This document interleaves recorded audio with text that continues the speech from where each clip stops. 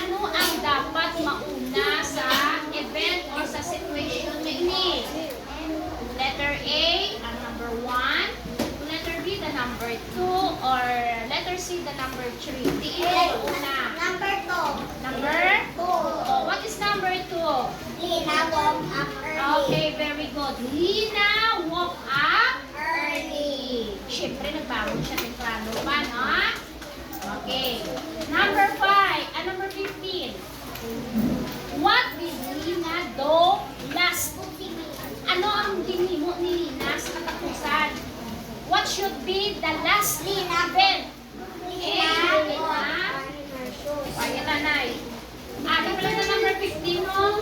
Lina ate breakfast. Lina walked to school. And letter C, Lina put on her shoes. Lina woke. Ano, what is your answer? Lina woke to school. Ano ka mo yung answer, hindi? Angela? Angela? Angela the Marameda, what is your answer? Number 15? Arnel, what is your answer? Letter? What is letter B? You read letter B? Lina woke to school. Lina woke to school. Very good. Lina walk to school. Arnel, napansa ko matutulad kami. Para may disipin. Ha? Alam pala sa imo. Okay, number 16. Go to number 16.